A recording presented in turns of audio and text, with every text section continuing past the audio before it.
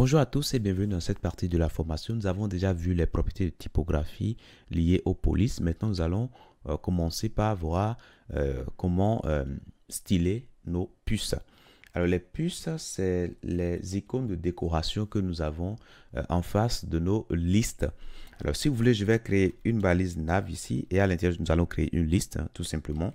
Donc, on aura une balise UL à l'intérieur, une balise LI et une balise A. Donc, à l'intérieur, on aura ici accueil, accueil et là, accueil. Et puis, on va dupliquer plusieurs fois. Alors, et ici, on aura boutique ou plutôt à propos, à propos, à propos. Ici, on aura boutique, boutique. Là, on aura blog. Et puis, à la fin, on aura contact. Contact, voilà. Donc là, contact. Contact. Ici, à propos. À propos. La boutique. Et ici, on aura blog. Blog. Voilà. Alors, lorsqu'on va sur le site, voilà, tout se passe correctement, tout s'affiche tel que nous l'avons souhaité. Alors, les propriétés qui nous permettent de modifier les puces. Au nombre de ces propriétés, nous avons la propriété list style. Donc, ça s'utilise sur l'élément UL ou bien OL. OK? Ordinary list ou bien ordinary list. Alors, nous pouvons mettre par exemple none par exemple pour list style. On peut mettre none. Et dans ce cas, ça ne va plus afficher les puces. Et là, on ne voit plus les puces. Vous voyez, on ne voit plus les puces. Maintenant, on peut dire oui, mais on veut les afficher, mais d'une autre manière. Alors, par défaut, alors on peut mettre list style type. Comme ça, on peut préciser la façon dont on veut afficher. Alors, par défaut, c'est disque. Donc, c'est pourquoi nous avons disque comme ça sur les éléments UL. Maintenant, on peut dire, non, on ne veut plus mettre simplement des disques, mais on veut mettre, par exemple, un cercle, tout simplement. Donc, on mettra cycle, tout simplement. Vous voyez, donc nous avons un cercle. Maintenant, on peut également mettre d'autres valeurs possibles. Vous avez cela en résumé ici. Donc, on peut utiliser cercle, square pour un carré. Voilà, square. Alors, square. Voilà, square pour avoir un carré.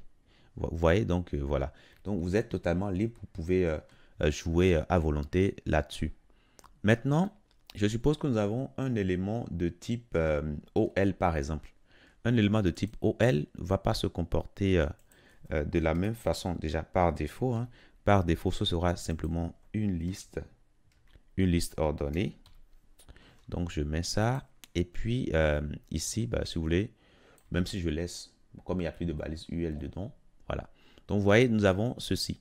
Maintenant, on peut également définir, on peut changer les valeurs qui sont affichées. Donc, pour cela, on peut ici mettre upper roman. Comme ça, on aura ces notations-là. Vous voyez, ces notations-là au début. Donc, ou bien décimales, etc. Vous voyez, nous avons pas mal de valeurs possibles qu'on peut donner aux listes ordonnées. Donc, nous allons commencer cela rapidement. Imaginez que ici, au niveau de list style, nous mettons upper roman, par exemple. Là, lorsqu'on vient au niveau de notre affichage, ici, oui, forcément, ça ne va pas marcher parce que il s'agit bien des OL. Voilà. Et là, c'est bon, vous voyez que ça marche correctement. Alors, d'autres valeurs possibles, nous avons également lower roman, voilà. Nous avons upper alpha. Donc, upper alpha. Upper. Alors, je vais mettre là, upper alpha. Voilà. Et là, vous voyez quand même que tout marche correctement. Et donc, voilà, je vais vous laisser continuer et essayer tout ça. Voilà. Maintenant, ce qui est encore très bien, c'est que vous pouvez tout simplement personnaliser les puces. Alors, si vous avez une image, vous pouvez indiquer que vous voulez changer la puce par l'image que vous avez. Là, il faudra indiquer tout simplement le chemin vers l'image. Ça peut être un chemin relatif ou bien un chemin absolu. Vraiment, c'est à vous de voir en fonction de l'emplacement où se trouve l'image. Nous avons déjà parlé de comment faire les adresses absolues ou bien relatives. Donc, du coup, ça, il n'y a pas de problème à ce niveau. Donc, voilà pour ce que je tenais à vous dire sur cette partie-là. Je vous dis merci et puis à tout de suite dans la prochaine.